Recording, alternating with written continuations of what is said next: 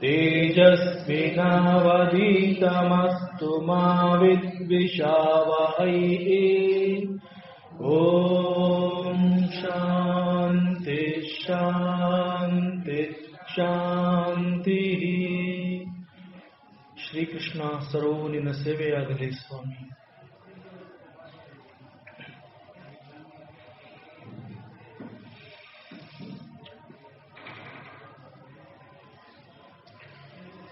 ಮಹಾಭಾರತದ ವನಪರ್ವದ ಅಂತ್ಯದ ಭಾಗ ಯಕ್ಷ ಪ್ರಶ್ನೆ ಪ್ರಸಂಗ ಅನ್ನುವಂತಹದ್ದು. ಈಗಲೂ ನಾವು ಬಹಳ ಅಂತ್ಯಭಾಗಕ್ಕೆ ಯಕ್ಷ ಪ್ರಶ್ನೆಯ ಅಂತ್ಯ ಭಾಗಕ್ಕೆ ಬಂದಿದ್ದೀವಿ. ಯಕ್ಷ ರೂಪಿಯಾದ ಯಮಧರ್ಮರಾಜ ಧರ್ಮರಾಜನನ್ನ ಇಲ್ಲಿ ಪ್ರಶ್ನೆ ಮಾಡ್ತಾ ಇದ್ದಾನೆ. ದೈವ ಅಂತಂದ್ರೆ ಏನು ಅಂತ ಕೇಳಿರುವಂತಹ ಪ್ರಶ್ನೆಗೆ ಧರ್ಮರಾಜ ಉತ್ತರ ಕೊಟ್ಟಿದ್ದಾನೆ. ದಾನಫಲಂ ದೈವಂ, ದಾನಫಲವೇ ದೈವ ಅಂತ ಉತ್ತರ ಕೊಟ್ಟಿದ್ದಾನೆ. ಮುಂದೆ ಯಕ್ಷ ಕೇಳ್ತಾ ಇದ್ದಾನೆ, ಕಿಂ ತತ್ ಪೈಶೂನ್ಯಂ ಉಚ್ಯತೆ. ಪೈಶೂನ್ಯಂ ಅಂತಂದ್ರೆ ಏನು, ಯಾವುದನ್ನ ಪೈಶೂನ್ಯ ಅಂತ ಕರೆಯಬಹುದು? ಯುಧಿಷ್ಠಿರ ಹೇಳ್ತಾನೆ, ಪೈಶೂನ್ಯಂ ಪರದೂಷಣಂ, ಪರರನ್ನ ಇತರರನ್ನ ಬೇರೆಯವರನ್ನ ವ್ರತ ದೂಷಿಸುವಂತಹದನ್ನ ಪೈಶೂನ್ಯ ಅಂತ ಕರಿಬಹುದು ಅಂತ ಹೇಳಿದಾನೆ. ಪೈಶೂನ್ಯಂ ಅನ್ನೋದಕ್ಕೆ ಚಾಡಿ ಹೇಳೋದು ಅನ್ನೋದು ಒಂದು ಸಾಮಾನ್ಯವಾದ ಅರ್ಥ. ಇದನ್ನ ಮಿಥ್ಯಾಪವಾದ ಅಂತ ಕೂಡ ಹೇಳ್ತಾರೆ. ಚಾಡಿ ಹೇಳೋದು ಅಂತಂದ್ರೆ ಸಮಯ ಸಂದರ್ಭ ನೋಡದೆ ಮತ್ತೊಬ್ಬರನ್ನ ದೂಷಿಸುವಂತಹದ್ದು. ದೂಷಿಸಿದ ನಂತರ ಪರಿಣಾಮಗಳು ಏನಾಗಬಹುದು ಅನ್ನೋ ಒಂದು ಕಲ್ಪನೆಗೂ ಬರದೆ ತನ್ನನ್ನು ತಾನು ಸಮರ್ಥಿಸಿಕೊಳ್ಳೋದಕ್ಕೋಸ್ಕರ, ತನ್ನನ್ನು ತಾನು ಗುರುತಿಸಿಕೊಳ್ಳೋದಕ್ಕೋಸ್ಕರ ಮತ್ತೊಬ್ಬನನ್ನ ಹೀಯಾಳಿಸಿ ನಿಂದಿಸಿ ಅವನನ್ನ ಅದುಮಿ ಮೇಲ್ಗಡೆ ತನ್ನನ್ನು ತಾನು ತೋರ್ಪಡಿಸ್ಕೊಳ್ಳುವಂತಹದನ್ನ ಪೈಶೂನ್ಯ ಅಂತ ಹೇಳ್ತಾರೆ. ಚಾಡಿ ಹೇಳುವಂತಹದ್ದು, ನಿಂದಿಸುವಂತಹದ್ದು, ಈ ಎಲ್ಲ ಕೂಡ ಮತ್ತೊಬ್ಬನನ್ನ ದೂಷಿಸುವುದರ ಮೂಲಕ ತಾನು ಒಂದು ಕೆಟ್ಟ ತೃಪ್ತಿಯನ್ನ ಹೊಂದುವಂತಹ ಒಂದು ಮನಸ್ಥಿತಿಯನ್ನ ಪೈಶೂನ್ಯ ಅಂತ ಹೇಳ್ತಾರೆ. ಅಂತಹದ್ದನ್ನ ಇಲ್ಲಿ ಯುಧಿಷ್ಠಿರ ಹೇಳ್ತಾ ಇದ್ದಾನೆ. ಪೈಶೂನ್ಯಂ ಅಂತಂದ್ರೆ ಮತ್ತೊಬ್ಬನನ್ನ ಪರರನ್ನ ದೂಷಿಸುವಂತಹದ್ದು ಅಂತ ಹೇಳಿದ್ದೇನೆ. ಈ ನಿಂದಿಸೋದು ಅಂತಂದ್ರೆ ಮತ್ತೊಬ್ಬನ ಮೇಲೆ ವ್ರತ ಅಪವಾದ ಹಾಕುವಂತಹದ್ದು. ಅದು ಸತ್ಯವೋ ಅಸತ್ಯವೋ ಅವನ ಮೇಲೆ ಒಂದು ದೋಷ ಆರೋಪ ಅವನ ಮೇಲೆ ಹೊರಿಸಿ ತಾನು ಒಂದು ತೃಪ್ತಿಯನ್ನ ಪಡೆಯುವಂತಹದ್ದನ್ನ ನಿಂದೆ ಅಂತ ಹೇಳ್ತಾರೆ. ಈ ನಿಂದೆನಲ್ಲಿ ಕೂಡ ಹಲವಾರು ವಿಧಗಳಿದೆ. ಈ ನಿಂದೆ ಅನ್ನುವಂತಹದ್ದು ಇಷ್ಟೊಂದು ಕೆಟ್ಟದ ಅಂತಂದ್ರೆ, ನಿಂದೆ ಅನ್ನುವಂತಹದ್ರಲ್ಲಿ ಅನೇಕ ಪರಿಣಾಮಗಳು ಕೂಡ ಬಹಳ ಒಳ್ಳೆಯದಾಗಿ ಮಾರ್ಪಾಡಾಗತ್ತೆ. ಆದರೆ ನಿಂದಿಸಿದಾಗ ನಿಂದನೆಗೆ ಒಳಗಾದ ವ್ಯಕ್ತಿಯ ಸಾಮರ್ಥ್ಯಕ್ಕೆ ತಕ್ಕಂತೆ ಅದರ ನಿಜವಾದ ಸ್ವರೂಪ ಅರ್ಥ ಹೊರಬರುತ್ತೆ. ಎಲ್ಲರಿಗೂ ಈ ರೀತಿಯ ಒಂದು ಸಾಮರ್ಥ್ಯ ಇರುತ್ತೆ ಅನ್ನೋದು ಗೊತ್ತಿಲ್ಲದೆ ಇರೋದ್ರಿಂದ ನಾವು ಪರರನ್ನ ದೂಷಿಸುವ ಮಟ್ಟಕ್ಕೆ ಹೋಗಬಾರದು. ಇಲ್ಲಿ ನಿಂದೆ ಅನ್ನೋದು ಇಷ್ಟೊಂದು ಕೆಟ್ಟ ಪರಿಣಾಮಕಾರಿ ಆದರೂ ಕೂಡ ಅನೇಕ ಸಂದರ್ಭಗಳಲ್ಲಿ ಈ ನಿಂದೆ ಅನ್ನುವಂತಹದ್ದನ್ನು ಉಪಯೋಗಿಸ್ತಾರೆ. ಇವುಗಳಿಂದ ಕೇವಲ ಕೆಟ್ಟ ಪರಿಣಾಮಗಳು ಮಾತ್ರ ಹೊರಬರುವುದಿಲ್ಲ, ಕೆಲವೊಮ್ಮೆ ಒಳ್ಳೆಯ ಪರಿಣಾಮಗಳು ಕೂಡ ಈ ಒಂದು ನಿಂದನೆ ಮಾಡೋದ್ರಿಂದ ಹೊರಬರುತ್ತೆ ಅಂತ ಹೇಳ್ತಾರೆ. ಇಂತಹ ಕೆಲವೊಂದು ಸಂದರ್ಭಗಳಲ್ಲಿ ನಿಂದನೆ ಮಾಡಲೇಬೇಕಾಗಿತ್ತೇನೋ ಅನ್ನುವಂತಹ ಪರಿಸ್ಥಿತಿ ಕೂಡ ನಿರ್ಮಾಣ ಆಗಿರುತ್ತೆ. ದಾಸರುಗಳು ತಮ್ಮ ದಾಸ ಸಾಹಿತ್ಯದಲ್ಲಿ ಈ ನಿಂದಕರಿರಬೇಕು ಅಂತ ಹೇಳಿ ಹಾಡಿ ಹೊಗಳಿ ಕುಣಿದಾಡಿದ್ದಾರೆ.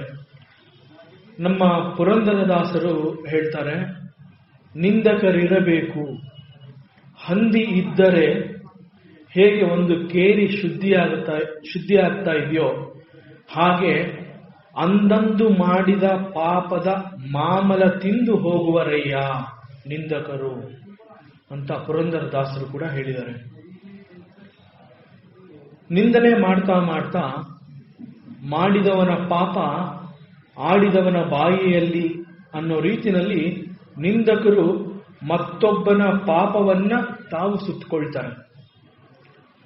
ನಿಂದಕರುಗಳು ಇಲ್ಲದೆ ಕೇವಲ ಹೊಗಳು ಬಟ್ಲುಗಳು ಇದ್ರೆ, ಮತ್ತೊಬ್ಬನನ್ನ ಸದಾಕಾಲ ಹೊಗಳುವಂತಹವರು ಇದ್ರೆ, ಅಂತಹವರು ನಮ್ಮನ್ನ ವಂದಿಸಿ ನಮ್ಮನ್ನ ಹೊಗಳಿ ಅಟ್ಟಕ್ಕೇರಿಸಿ ನಾವು ಹೊಂದಿರುವಂತಹ, ನಾವು ಗಳಿಸಿರುವಂತಹ ಪುಣ್ಯವನ್ನ ಅವರು ತಗೊಂಡು ಹೋಗ್ತಾರೆ ಅಂತ ಹೇಳ್ತಾರೆ.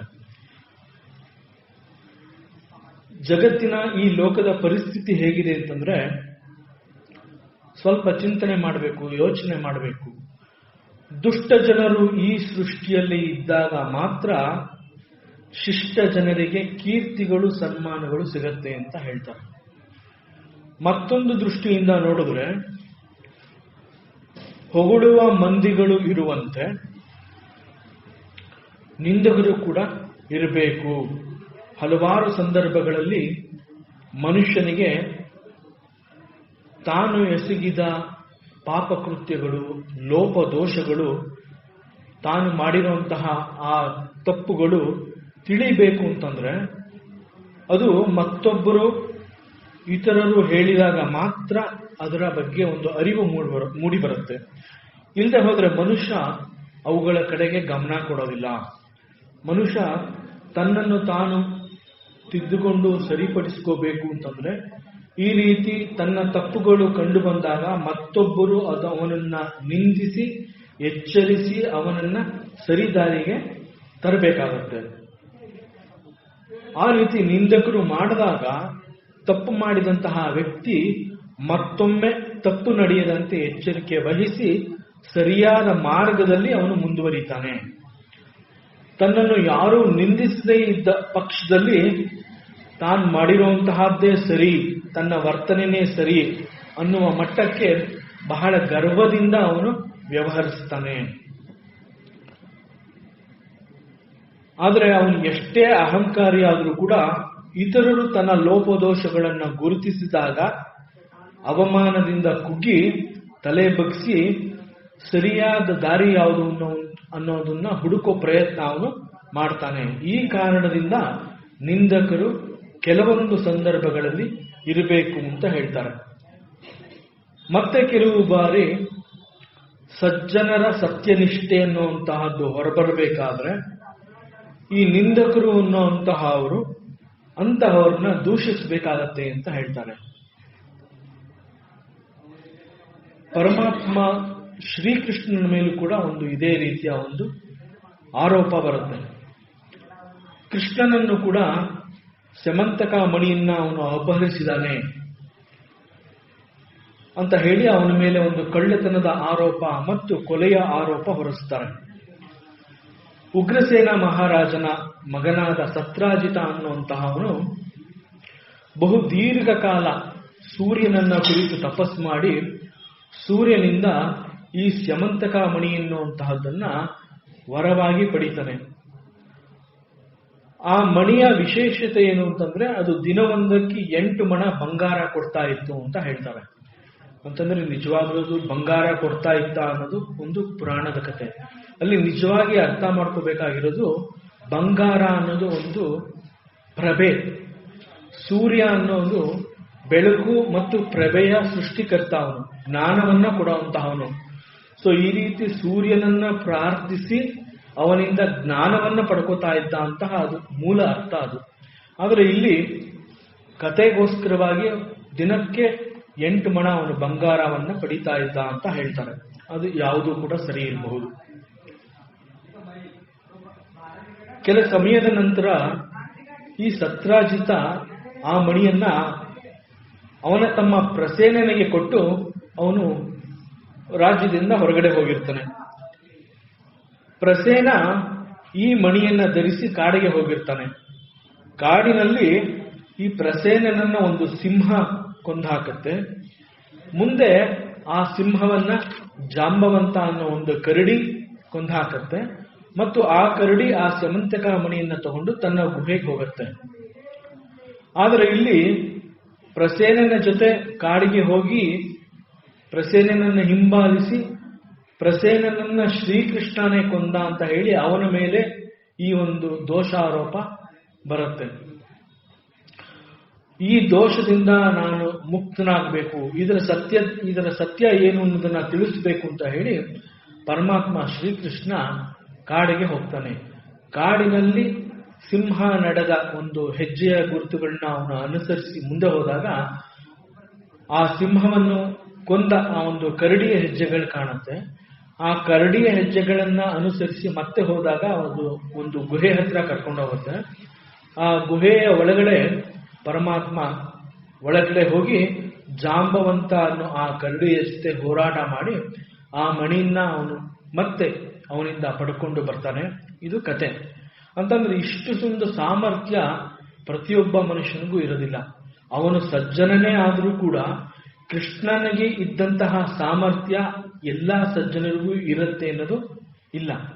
ಹಾಗಾಗಿ ವ್ರತ ಆರೋಪ ಗೊತ್ತಿಲ್ಲದೆ ಇರುವಂತಹ ಸತ್ಯವನ್ನ ಇದೇ ಸತ್ಯ ಅಂತ ಹೇಳಿ ಮತ್ತೊಬ್ಬನನ್ನ ದೋಷ ಅವನ ಮೇಲೆ ಒಂದು ದೋಷವನ್ನ ಹೊರಿಸುವಂತಹದ್ದನ್ನ ಇಲ್ಲಿ ಪೈಶೂನ್ಯ ಅಂತ ಹೇಳ್ತಾರೆ. ಹೀಗಾಗಿ ದುರ್ಬಲ ವ್ಯಕ್ತಿಗೆ ಇಂತಹ ಒಂದು ಅಪನಿಂದೆಯನ್ನ ಸಹಿಸುವಂತಹ ಶಕ್ತಿ ಸಾಮಾನ್ಯವಾಗಿ ಇರೋದಿಲ್ಲ. ಅನೇಕ ಸಂದರ್ಭಗಳಲ್ಲಿ ದುರ್ಬಲ ಮನಸ್ಸಿನ ವ್ಯಕ್ತಿ ಈ ಒಂದು ಅವಮಾನ ದೋಷಾರೋಪ ನನ್ನ ಮೇಲೆ ಬಂದಿದೆಯಲ್ಲ ಅಂತ ಹೇಳಿ ಅವನು ಆತ್ಮಹತ್ಯೆಗೆ ಕೂಡ ಕೈ ಹಾಕ್ತಾನೆ. ತನ್ನನ್ನು ತಾನು ಸಾಯಿಸಿಕೊಳ್ಳುವಂತಹ ಮಟ್ಟವನ್ನ ಕೂಡ ಅವನು ಹೋಗಿ ತಲುಪ್ತಾನೆ. ಜಗತ್ತನ್ನ ಸತ್ಯವನ್ನ ಎದುರಿಸುವ ಶಕ್ತಿ ಅವನಲ್ಲಿ ಇರೋದಿಲ್ಲ. ಅಂತಹವನನ್ನ ದುರ್ಬಲ ವ್ಯಕ್ತಿ ಅಂತ ಹೇಳ್ತಾರೆ. ಸೊ ಎಲ್ಲಾ ಸಜ್ಜನ ವ್ಯಕ್ತಿಗೆ ಈ ರೀತಿಯ ಒಂದು ಸಾಮರ್ಥ್ಯ ಇರುತ್ತೆ, ಕೃಷ್ಣನಿಗಿದ್ದ ಸಾಮರ್ಥ್ಯ ಇರುತ್ತೆ ಅಂತ ಇಲ್ಲ. ಹಾಗಾಗಿ ಮತ್ತೊಬ್ಬರ ಮೇಲೆ ನಾವು ಅನ್ಯತಾ ಈ ಒಂದು ನಿಂದನೆಯನ್ನ ನಾವು ಮಾಡಬಾರದು ಅನ್ನುವಂತಹದ್ದು. ಅಂತಹದ್ದನ್ನ ಇಲ್ಲಿ ಧರ್ಮರಾಜ ಹೇಳ್ತಾ ಇದ್ದಾನೆ. ಪರರನ್ನ ದೂಷಿಸುವಂತಹದ್ದು ಪೈಶೂನ್ಯ. ಈ ವಿಚಾರದಲ್ಲಿ ಭರ್ತೃಹರಿ ಒಂದು ನೀತಿಯ ಸಂದೇಶನ ಕೊಟ್ಟಿದ್ದಾನೆ. ಭರ್ತೃಹರಿ ಹೀಗೆ ಹೇಳ್ತಾನೆ, ಅಹೋ ಕಲಭುಜಂಗಸ್ಯ ವಿಚಿತ್ರೋಯಂ ವದಕ್ರಮಃ ಅನ್ಯಸ್ಯ ದಶತಿ ಶ್ರೋತ್ರಮನ್ಯಃ ಪ್ರಾಣೈರ್ವಿಯುಜ್ಯತೆ ಅಂತ ಹೇಳ್ತಾನೆ. ಅಂತಂದ್ರೆ ಒಂದು ವಿಷಸರ್ಪ ಅಥವಾ ಹಾವಿನ ವಧಾಕ್ರಮ ಅನ್ನುವಂತಹದ್ದು ನೇರವಾಗಿ ಅದು ತನ್ನ ಪರಿಣಾಮವನ್ನ ಕೊಡುತ್ತೆ. ಅಂದ್ರೆ ಒಂದು ಹಾವು ವಿಷಪೂರಿತವಾದ ಹಾವು ಕಚ್ಚಿದ್ರೆ ಕಚ್ಚಿಸಿಕೊಂಡಂತಹ ವ್ಯಕ್ತಿ ಕೂಡಲೇ ಸಾಯ್ತಾನೆ. ಅಂದ್ರೆ ಅದರ ಪರಿಣಾಮ ನೇರವಾಗಿ ಅವನ ಮರಣವನ್ನ ತೋರಿಸುತ್ತೆ. ಆದರೆ ಕಲಭುಜಂಗ ಅಂತ ಇರ್ತಾನೆ. ಕಲಭುಜಂಗ ಅಂತಂದ್ರೆ ಮತ್ತೊಬ್ಬನನ್ನ ದೂಷಿಸಿ ಅವನ ಬಗ್ಗೆ ಇಲ್ಲಸಲ್ಲದ ನಿಂದನೆಯ ಮಾತುಗಳನ್ನ ಆಡುವಂತಹವನನ್ನ ಕಲಭುಜಂಗ ಅಂತ ಹೇಳ್ತಾರೆ. ಮಿಥ್ಯಾವಾದಕ ಅಂತ ಕೂಡ ಕರೀತಾರೆ. ಸುಳ್ಳು ಸುಳ್ಳು ಆಪಾದನೆಗಳನ್ನ ಮಿಥ್ಯಾವಾದ ಅಂತ ಹೇಳ್ತಾರೆ. ಇಂತಹ ಕಲಭುಜಂಗನ ಕೈನಲ್ಲಿ ಕಚ್ಚಿಸಿಕೊಂಡ್ರೆ ಕಚ್ಚಿಸಿಕೊಂಡಂತಹ ವ್ಯಕ್ತಿ ಸಾಯೋದಿಲ್ಲ, ಆದ್ರೆ ಮತ್ತೊಬ್ಬ ಇನ್ಯಾರೋ ಸಾಯ್ತಾನೆ ಅಂತ ಇಲ್ಲಿ ಭರ್ತೃಹರಿ ಹೇಳ್ತಾ ಇರೋದು. ಕಲಭುಜಂಗ ಕಚ್ಚೋದು ಅಂತಂದ್ರೆ ಏನಿಲ್ಲಿ ಮಿಥ್ಯಾವಾದ ಮಾಡುವಂತಹ ವ್ಯಕ್ತಿ ಒಂದು ವಿಷಸರ್ಪದಂತೆ ಮತ್ತೊಬ್ಬನನ್ನ ಕಚ್ಚಬಹುದಾ? ಆದ್ರೆ ಇಲ್ಲಿ ಕಲಭುಜಂಗ ಅನ್ನುವಂತಹ ಒಬ್ಬ ಮಿಥ್ಯಾವಾದಕ ಕಚ್ಚೋದು ಅಂತಂದ್ರೆ ಮತ್ತೊಬ್ಬನ ಕಿವಿಯಲ್ಲಿ ಇನ್ನೊಬ್ಬನ ಬಗ್ಗೆ ಇಲ್ಲ ಸಲ್ಲದ ಆರೋಪವನ್ನ ಮಾಡೋದು. ಆ ಇಲ್ಲ ಸಲ್ಲದ ಆರೋಪವನ್ನ ಮತ್ತೊಬ್ಬನ ಕಿವಿನಲ್ಲಿ ಹೇಳಿದಾಗ ಕಿವಿಯಲ್ಲಿ ಕೇಳಿಸ್ಕೊಂಡಂತಹ ವ್ಯಕ್ತಿ ಸಾಯೋದಿಲ್ಲ, ಕೇಳಿಸ್ಕೊಂಡಂತಹ ವ್ಯಕ್ತಿ ಮತ್ತೊಬ್ಬನ ಬಗ್ಗೆ ಅನೇಕ ಬಣ್ಣ ಬಣ್ಣವಾಗಿ ಮತ್ತಷ್ಟು ಸೇರಿಸಿ ಅದನ್ನು ಇನ್ನೊಬ್ಬನ ಕಿವಿನಲ್ಲಿ ಹೇಳೋದು. ಹೀಗೆ ಒಬ್ಬನಿಂದ ಮತ್ತೊಬ್ಬನಿಗೆ, ಮತ್ತೊಬ್ಬನಿಂದ ಮತ್ತೊಬ್ಬನಿಗೆ ಈ ವಿಚಾರ ಹೋಗ್ತಾ ಬರುತ್ತೆ. ಕೊನೆಗೆ ಇಂತಹವನ ಮೇಲೆ ದೋಷ ಹೊರಿಸಿದೆ ಅಂತ ಹೇಳುವಂತಹ ವ್ಯಕ್ತಿಗೆ ವಿಚಾರಗಳು ಎಲ್ಲರಿಗೂ ಗೊತ್ತಾದ ಬಳಿಕ ಅವನನ್ನು ಹೋಗಿ ಮುಟ್ಟತ್ತೆ. ಅಂತಹವನನ್ನು ಮುಟ್ಟುವಾಗ ಆ ದೋಷಕ್ಕೆ ಹೆದರಿ ಆ ವ್ಯಕ್ತಿ ಸಾಯ್ತಾನೆ. ಆದ್ರೆ ಇಲ್ಲಿ ಕಲಭುಜಂಗ ಕಚ್ಚಿರೋದು ಯಾರ್ದೋ ಬೇರೆಯವರ ಕಿವಿ, ಆದ್ರೆ ಸಾಯೋ ಅಂತಹವನು ಮತ್ತೊಬ್ಬ. ಈ ಕಾರಣದಿಂದ ನಮಗೆ ಗೊತ್ತಿಲ್ಲದೆ ಇರುವಂತಹ ಸತ್ಯವನ್ನ ನಾವು ಮತ್ತೊಬ್ಬನ ಬಗ್ಗೆ ಇನ್ನೊಬ್ಬನ ಹತ್ರ ಹೋಗಿ ಹೇಳಿದಾಗ ಅದು ಮತ್ತಷ್ಟು ಬಣ್ಣಗಳನ್ನ ಕಟ್ಟಿಕೊಂಡು ಅವನನ್ನು ಹೋಗಿ ಮುಟ್ಟತ್ತೆ ಅನ್ನೋ ಒಂದು ನೀತಿನ ಇಲ್ಲಿ ಭರ್ತೃಹರಿ ಹೇಳಿದ್ದಾನೆ. ಹೀಗೆ ಬೇರೊಬ್ಬನ ಬಳಿ ದೋಷ ಇದೆ ಅಂತ ಕಂಡು ಬಂದ್ರೆ ಅಂತಹವನಿಗೆ ನೇರವಾಗಿ ನಾವು ತಿಳುವಳಿಕೆ ಕೊಟ್ಟು ಅವನನ್ನ ಸರಿದಾರಿಗೆ ತರಬೇಕು. ಆದರೆ ದೋಷಿಸುವ ಮಟ್ಟಕ್ಕೆ ನಾವು ಹೋಗಬಾರ್ದು. ಅವನ ಮನಸ್ಸಿಗೆ ನೋವಾಗದಂತೆ ಅವನನ್ನ ತಿದ್ದುವ ಪ್ರಯತ್ನನ ನಾವು ಮಾಡಬೇಕು. ಅಂತಹ ಪ್ರಯತ್ನ ಮಾಡಿ ಅವನನ್ನ ದೋಷ ಮುಕ್ತನನ್ನಾಗಿ ನಾವು ಮಾಡಬೇಕು. ಪೈಶೂನ್ಯ ಅಂತಂದ್ರೆ ಏನು ಅಂತ ಕೇಳಿದಂತಹ ಯಕ್ಷನಿಗೆ ಯುಧಿಷ್ಠಿರ ಹೇಳ್ತಾನೆ, ಬೇರೊಬ್ಬನನ್ನ ನಿಂದಿಸುವ ಗುಣ ಅಥವಾ ಸ್ವಭಾವಕ್ಕೆ ಪೈಶೂನ್ಯ ಅಂತ ಹೆಸರು ಅಂತ ಹೇಳ್ತಾನೆ. ಯಕ್ಷ ಮತ್ತೆ ಮುಂದಿನ ಪ್ರಶ್ನೆಯನ್ನ ಯುಧಿಷ್ಠಿರನ ಕುರಿತು ಕೇಳ್ತಾನೆ. ಇದು ಅವನ 29ನೆಯ ಪ್ರಶ್ನೆ. ಇಲ್ಲಿಯವರೆಗೆ ಸಾಮಾನ್ಯವಾಗಿ ಪ್ರತಿ ಪ್ರಶ್ನೆಯಲ್ಲಿ 4 ಉಪ ಪ್ರಶ್ನೆಗಳಿರುವಂತಹ ಪ್ರಶ್ನೆಗಳನ್ನ ಕೇಳ್ತಾ ಬಂದಿದ್ದ. ಕೇಳುವಂತಹ ಎಲ್ಲಾ ಪ್ರಶ್ನೆಗಳಿಗೂ ಅತ್ಯಂತ ಸಮಂಜಸವಾಗಿ ಉತ್ತರವನ್ನ ಪಡ್ಕೊಂಡಿರ್ತಾನೆ ಯಕ್ಷರೂಪಿಯಾದ ಧರ್ಮರಾಜ. ಬಹುಶಃ ಯಕ್ಷರೂಪಿಯಾದ ಯಮಧರ್ಮರಾಜ ಈ ಉತ್ತರಗಳನ್ನ ಧರ್ಮರಾಜನಿಂದ ಪಡ್ಕೊಂಡಿದ್ದಾನೆ. ಇನ್ನು ಕೇಳುವಂತಹದ್ದು ಏನು ಇಲ್ಲ ಅನ್ನುವಂಥ ಹಂತವನ್ನ ಇಲ್ಲಿ ಯಕ್ಷ ಬಂದು ತಲುಪಿದ್ದಾನೆ. ಇನ್ನೊಂದು 2-3 ಪ್ರಶ್ನೆಗಳನ್ನ ಕೇಳಿ ಯಕ್ಷ ತನ್ನ ಬಂದ ಉದ್ದೇಶವನ್ನ ಪೂರೈಸಿಕೊಳ್ಳುವಂತಹ ಒಂದು ಸಂದರ್ಭ, ಆ ಒಂದು ಘಟ್ಟವನ್ನ ಈಗ ಇಲ್ಲಿ ಯಕ್ಷ ಮತ್ತು ಧರ್ಮರಾಜ ಬಂದು ತಲುಪಿದ್ದಾರೆ. ಇದು ಯಕ್ಷನ 29ನೆಯ ಪ್ರಶ್ನೆಯಾಗಿದೆ. ಇಲ್ಲಿ ಯಕ್ಷ ಕೇಳ್ತಾನೆ,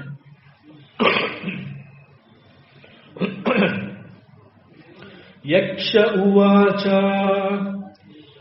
ಧರ್ಮಶ್ಚ ಅರ್ಥಶ್ಚ ಕಾಮಶ್ಚ ಪರಸ್ಪರ ವಿರೋಧಿನಃ ಯೇಷಾಂ ನಿತ್ಯ ವಿರುದ್ಧಾನಾಂ ಕಥಮೇಕತ್ರ ಸಂಗಮಃ. ಧರ್ಮ, ಅರ್ಥ, ಕಾಮ ಅಥವಾ ಬಯಕೆಗಳು ಈ 3 ಕೂಡ ಪರಸ್ಪರ ವಿರೋಧಿಗಳು. ಒಂದಕ್ಕೊಂದು ಯಾವ ರೀತಿಯ ಹೊಂದಾಣಿಕೆ ಇಲ್ಲದೆ ಇರುವಂತಹ ಈ ಧರ್ಮ, ಅರ್ಥ, ಕಾಮ ಅನ್ನುವಂತಹದ್ದು ಒಂದೇ ಕಡೆ ಸೇರಬಹುದಾ ಅನ್ನುವಂತಹ ಪ್ರಶ್ನೆಯನ್ನ ಇಲ್ಲಿ ಯಕ್ಷ ಮಾಡಿದ್ದಾನೆ. ಮತ್ತೊಂದು ರೀತಿಯಲ್ಲಿ ಈ ಪ್ರಶ್ನೆ ಈ ರೀತಿ ಕೂಡ ಯಕ್ಷ ಕೇಳಿರಬಹುದು. ಒಬ್ಬನೇ ಒಬ್ಬ ವ್ಯಕ್ತಿಯಲ್ಲಿ ಈ 3 ಕೂಡ ಅನುಷ್ಠಾನ ಮಾಡ್ಕೋಬಹುದಕ್ಕೆ ಸಾಧ್ಯನಾ? ಒಬ್ಬನೇ ಒಬ್ಬ ವ್ಯಕ್ತಿನಲ್ಲಿ ಈ ಧರ್ಮ, ಅರ್ಥ ಮತ್ತು ಕಾಮ ಅನ್ನುವಂತಹದ್ದು ಒಬ್ಬನೇ ಮನುಷ್ಯನಲ್ಲಿ ಅನುಷ್ಠಾನ ಆಗೋದಕ್ಕೆ ಸಾಧ್ಯನಾ ಅನ್ನುವಂತಹ ಒಂದು ಪ್ರಶ್ನೆಯನ್ನ ಇಲ್ಲಿ ಯಕ್ಷ ಯುಧಿಷ್ಠಿರನಿಗೆ ಮಾಡಿದ್ದಾನೆ. ಈ ಪ್ರಶ್ನೆಗೆ ಯುಧಿಷ್ಠಿರ ಹೇಳ್ತಾನೆ, ಯುಧಿಷ್ಠಿರ ಉವಾಚ ಯದಾ ಧರ್ಮಶ್ಚ ಭಾರ್ಯಾ ಚ ಪರಸ್ಪರ ವಶಾನುಗೌ ತದಾ ಧರ್ಮಾರ್ಥ ಕಾಮಾನಾಂ ತ್ರಯಾಣಾಮಪಿ ಸಂಗಮಃ. ಇಲ್ಲಿ ಯುಧಿಷ್ಠಿರ ಹೇಳ್ತಾನೆ, ಒಬ್ಬನೇ ವ್ಯಕ್ತಿನಲ್ಲಿ ಈ ರೀತಿ ಧರ್ಮ, ಅರ್ಥ, ಕಾಮ ಈ 3 ಕೂಡ ಅನುಷ್ಠಾನ ಆಗಬಹುದು. ಆದರೆ ಧರ್ಮ ಮತ್ತು ಪತ್ನಿ ಒಂದು ವೇಳೆ ಪರಸ್ಪರವಾಗಿ ಬಹಳ ಅನ್ಯೋನ್ಯದಿಂದ ಹೊಂದಿಕೊಂಡು ಹೋದ ಪಕ್ಷದಲ್ಲಿ ಧರ್ಮ, ಅರ್ಥ ಮತ್ತು ಕಾಮ ಇವು 3 ಕೂಡ ಒಂದೇ ಕಡೆ ಸಂಗಮ ಆಗತ್ತೆ ಅನ್ನೋ ಉತ್ತರನ್ನ ಇಲ್ಲಿ ಧರ್ಮರಾಜ ಹೇಳಿದ್ದಾನೆ. ಸಾಮಾನ್ಯವಾಗಿ ನಾವು ದೇವರ ಪೂಜೆ ಮಾಡಬೇಕಾದ್ರೆ ದೇವಸ್ಥಾನಕ್ಕೆ ಹೋದಾಗ ಅಲ್ಲಿ ಒಂದು ಶುಭ ಸಂದರ್ಭದಲ್ಲಿ ಕೂಡ ನಾವು ಒಂದು ಸಂಕಲ್ಪ ಮಾಡಬೇಕಾಗಿ ಬರುತ್ತೆ. ಆ ಸಂಕಲ್ಪದಲ್ಲಿ ನಮಗೆ ಈ ರೀತಿ ಹೇಳಿಸ್ತಾರೆ, ಧರ್ಮಾರ್ಥ ಕಾಮ ಮೋಕ್ಷ ಚತುರ್ವಿಧ ಫಲ ಪುರುಷಾರ್ಥ ಸಿದ್ಧ್ಯರ್ಥಂ ಅಂತ ಹೇಳಿ ಪರಮಾತ್ಮನ ಸನ್ನಿಧಿನಲ್ಲಿ ಸಂಕಲ್ಪ ಮಾಡಿಸ್ತಾರೆ. ಆದ್ರೆ ಸಂಕಲ್ಪ ಮಾಡಿದಂತೆ ನಾವು ಅದೇ ರೀತಿನಲ್ಲಿ ಸಂಕಲ್ಪ ಮಾಡಿದ ರೀತಿನಲ್ಲಿ ನಮ್ಮ ಬದುಕು ನಡೀತಾ ಇದೆಯಾ ಅನ್ನುವ ಒಂದು ಪ್ರಶ್ನೆಯನ್ನ ನಾವು ನಮ್ಮಲ್ಲಿ ಹುಟ್ಟಿ ಹಾಕಿಕೋಬೇಕು ಅನ್ನೋ ರೀತಿನಲ್ಲಿ ಈ ಒಂದು ಸಂವಾದ ಬಂದಿದೆ. ಸಂಕಲ್ಪ ಮಾಡಿದಂತೆ ನಾವು ಎಂದೂ ಕೂಡ ಬದುಕೋ ಪ್ರಯತ್ನ ಕೂಡ ನಾವು ಮಾಡ್ತಾ ಇಲ್ಲ.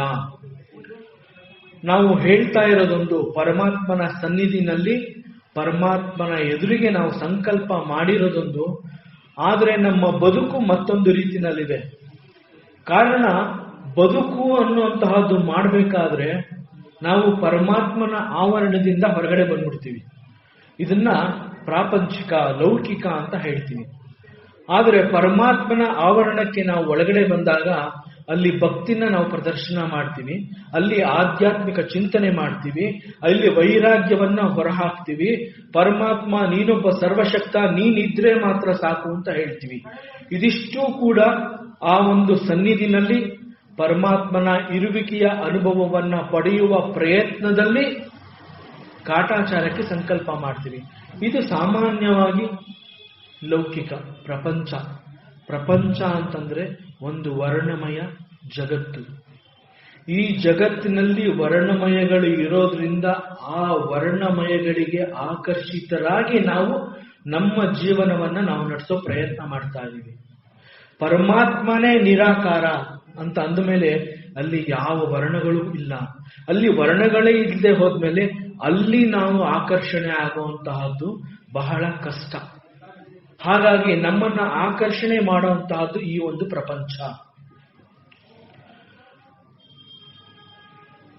ನಮ್ಮ ಬಯಕೆಗಳನ್ನ ಪೂರೈಸಿಕೊಳ್ಳುವಂತಹದ್ದು ನಮ್ಮ ಜೀವನದ ಪರಮ ಗುರಿ ಅನ್ನೋ ರೀತಿನಲ್ಲಿ ನಮ್ಮ ಬದುಕು ನಮ್ಮನ್ನ ನಡೆಸ್ತಾ ಹೋಗುತ್ತೆ. ಜೀವನದ ಅರ್ಥ, ಬದುಕಿನ ಬಗ್ಗೆ ನಮ್ಮ ತಿಳುವಳಿಕೆ, ಬದುಕುವ ಕಲೆ, ಬದುಕಿನ ಬೆಲೆ ಮತ್ತು ಮೌಲ್ಯ ಇವುಗಳನ್ನ ತಿಳಿದುಕೊಳ್ಳುವ ಪ್ರಯತ್ನವನ್ನ ನಾವು ಮಾಡುವಂತಹ ಪ್ರಯತ್ನನ ನಾವು ಮಾಡೋದೇ ಇಲ್ಲ.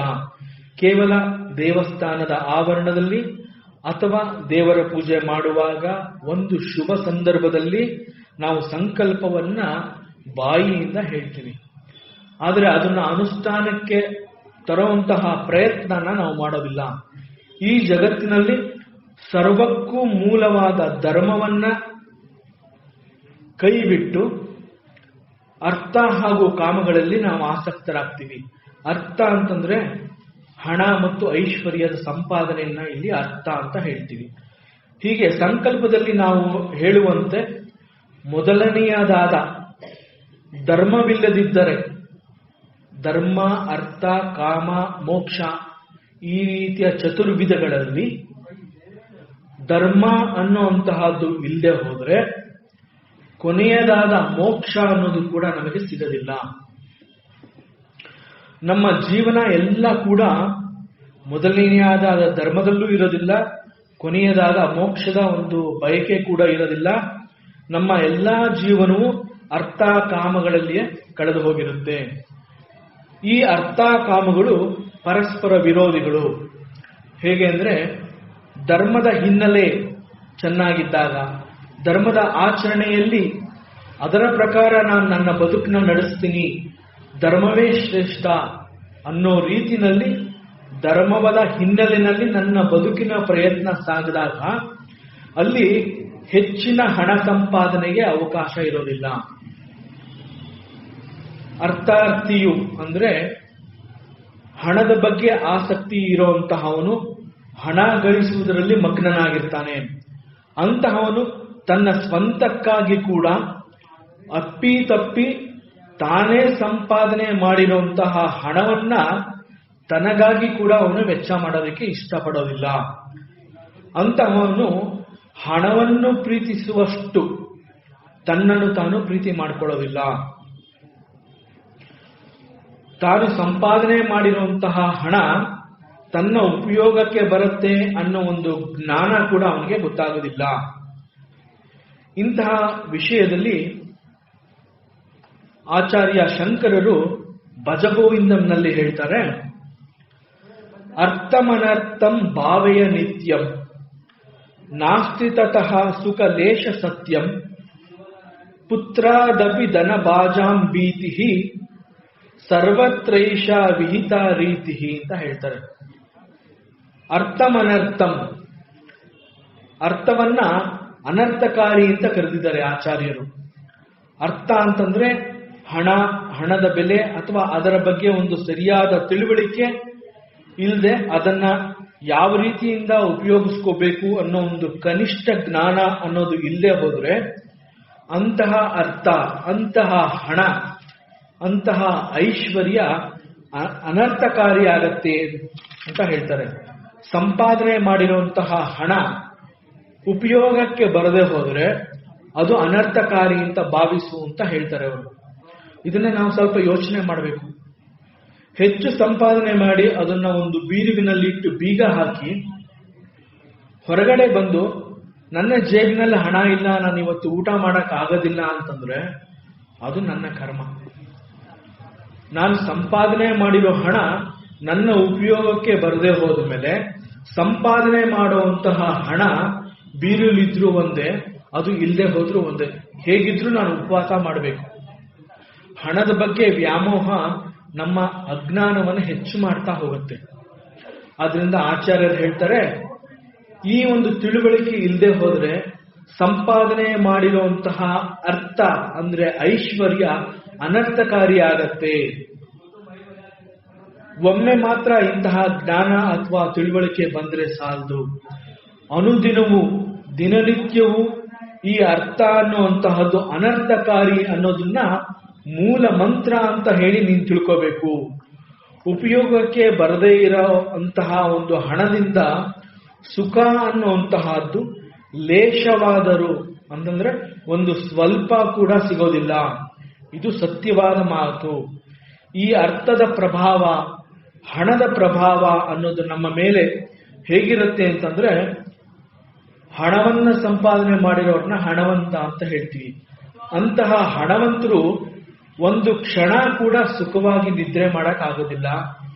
ತಾವು ಸಂಪಾದನೆ ಮಾಡಿರೋ ಹಣ ಸುರಕ್ಷಿತವಾಗಿ ಇದೆಯಾ ಅಂತ ಹೇಳಿ ಸದಾಕಾಲ ತಮ್ಮ ಚಿತ್ತವನ್ನ ತಾವು ಸಂಪಾದನೆ ಮಾಡಿ ಕೂಡಿಟ್ಟ ಹಣದ ಮೇಲೆ ಅವರ ದೃಷ್ಟಿಯೆಲ್ಲ ಇರುತ್ತೆ ಅಷ್ಟೇ ಹೊತ್ತು ಸುಖವಾಗಿ ನಿದ್ರೆ ಮಾಡಬೇಕು ಅನ್ನೋ ಒಂದು ಜ್ಞಾನ ಕೂಡ ಅವ್ರನ್ನ ಎಚ್ಚರಿಸೋದಿಲ್ಲ. ಅಷ್ಟು ಮಾತ್ರ ಅಲ್ಲ, ತಮ್ಮದೇ ಮಕ್ಕಳ ವಿಷಯದಲ್ಲಿ ಕೂಡ ಅವರಿಗೆ ಒಂದು ರೀತಿಯ ಹೆದರಿಕೆ ಇರುತ್ತೆ. ಕಷ್ಟಪಟ್ಟು ನಾನು ಸಂಪಾದನೆ ಮಾಡಿ ಈ ಕೂಡಿಟ್ಟ ಈ ಹಣವನ್ನ ಮಕ್ಕಳು ಒಂದು ವೇಳೆ ವೆಚ್ಚ ಮಾಡಿಬಿಟ್ರೆ ನನ್ನ ಬಳಿ ಒಂದು ಚೂರು ಹಣ ಉಳ್ಕೊಳ್ಳೋದಿಲ್ಲ. ಇಂತಹ ವಿಚಾರ ಅವರಿಗೆ ಹಗಲಿರುಳು ಕೂಡ ಒಂದು ಸಮಸ್ಯೆ ಎನ್ನುವ ರೀತಿಯಲ್ಲಿ ಅವ್ರನ್ನ ಕಾಡ್ತಾ ಬರುತ್ತೆ. ಹಣಕ್ಕಾಗಿ, ಆಸ್ತಿಗಾಗಿ ಅಪ್ಪ ಮಕ್ಕಳು, ಅಣ್ಣ ತಮ್ಮಂದ್ರು, ಸ್ನೇಹಿತರುಗಳು, ಹೀಗೆ ಎಲ್ಲರಲ್ಲಿಯೂ ವಿರಸ, ದ್ವೇಷಗಳನ್ನ ನಾವು ನೋಡಬೇಕಾಗತ್ತೆ. ಹಣವಂತರ, ಶ್ರೀಮಂತರ ಪರಿಸ್ಥಿತಿ ಸಾಮಾನ್ಯವಾಗಿ ಹೀಗೆ ಇರುತ್ತೆ. ಆಚಾರ್ಯ ಶಂಕರರು ಈ ಶ್ಲೋಕದಲ್ಲಿ ಜೀವನ ಯಾವುದೇ ಕ್ಷೇತ್ರದಲ್ಲಿರಲಿ, ಯಾವುದೇ ಕಾರ್ಯಕಲಾಪಗಳಿರಲಿ, ಎಲ್ಲರಿಗೂ ಅನ್ವಯ ಆಗೋ ಹಾಗೆ ಈ ಒಂದು ವಿಚಾರವನ್ನು ಅವರು ತಿಳಿಸಿಕೊಟ್ಟಿದ್ದಾರೆ. ಯಾವುದೇ ವಿಚಾರವಂತನಾದರೂ ಕೂಡ ಕೇವಲ ಜೀವನದ ಅವಶ್ಯಕತೆಯನ್ನ ಪಡೆಯುವುದಷ್ಟರಿಂದಲೇ ತೃಪ್ತಿ ಅವನಿಗೆ ಸಿಗೋದಿಲ್ಲ. ಅವನು ತಾನು ಕಂಡ ದುಃಖ ಮತ್ತು ಸಂಕಟ ಅದನ್ನ ಹೋಗಲಾಡಿಸಿ ಆ ಜಾಗದಲ್ಲಿ ಸುಖ, ಸಂತೋಷ, ನೆಮ್ಮದಿ, ಶಾಂತಿ, ಆನಂದ ಇಂತಹದ್ದನ್ನ ಸೃಷ್ಟಿ ಮಾಡಿಕೊಳ್ಳೋ ಕಾರಣದಿಂದ ಹಣ ನಮಗೆ ಇದನ್ನೆಲ್ಲ ಕೊಡತ್ತೆ. ಇದನ್ನೆಲ್ಲ ರೀಪ್ಲೇಸ್ ಮಾಡುವಂತಹದ್ದು ನಾವು ಸಂಪಾದನೆ ಮಾಡುವಂತಹ ಹಣ ಮಾತ್ರ. ಆದ್ರಿಂದ ಹಣವನ್ನ ಸಂಪಾದನೆ ಮಾಡಿಟ್ಕೊಂಡ್ರೆ ಇದು ನಮ್ಗೆಲ್ಲ ಕೊಡುತ್ತೆ ಅನ್ನೋ ಒಂದು ಭಾವನೆ ಅವನಲ್ಲಿ ಇರೋದ್ರಿಂದ ಸದಾಕಾಲ ಈ ಹಣವನ್ನ ಗಳಿಸುವ ಪ್ರಯತ್ನವನ್ನ ಅವನು ಮಾಡ್ತಾನೆ. ಆದ್ರೆ ಇಂತಹ ಒಂದು ಭರವಸೆ ನಮಗೆ ಎಲ್ಲೂ ಕೂಡ ಶಾಸ್ತ್ರ ತಿಳಿಸಿಕೊಟ್ಟಿಲ್ಲ. ಹಣ ನಮಗೆ ಸಂತೋಷ, ಸುಖ, ನೆಮ್ಮದಿ ಇವುಗಳನ್ನ ಕೊಡತ್ತೆ ಅಂತ ನಮ್ಮ ಶಾಸ್ತ್ರಗಳು ಎಲ್ಲೂ ಕೂಡ ಭರವಸೆ ಕೊಟ್ಟಿಲ್ಲ. ಅಂತಹ ಭರವಸೆಯ ಭ್ರಮೆ ನಮ್ಮಲ್ಲಿ ಪ್ರಬಲವಾಗಿ ಇರುವ ಕಾರಣ ನಾವು ಐಶ್ವರ್ಯದ ಯಥಾರ್ಥವಾದ ಬೆಲೆಯನ್ನ ನಾವು ಇಲ್ಲಿವರೆಗೆ ತಿಳ್ಕೊಂಡಿಲ್ಲ. ಕೇವಲ ಐಶ್ವರ್ಯ ನಮ್ಮ ಬಳಿ ಇದ್ರೆ ಸಾಲದು, ಅದು ನಮಗೆ ಯಾವ ಹಂತಗಳಲ್ಲಿ ನಮ್ಮ ನೆರವಿಗೆ ನಾವು ಗಳಿಸಿಟ್ಟ, ನಾವು ಕೂಡಿಟ್ಟ, ನಾವು ಸಂಪಾದನೆ ಮಾಡಿರುವಂತಹ ಹಣ ಆನಂದ ಕೊಡುತ್ತೆ ಅನ್ನೋದನ್ನ ನಾವು ತಿಳ್ಕೊಂಡ್ರೆ ನಾವು ಸಂಪಾದನೆ ಮಾಡಿದ ಹಣಕ್ಕೆ ಒಂದು ಬೆಲೆ ಅನ್ನೋದಿರುತ್ತೆ.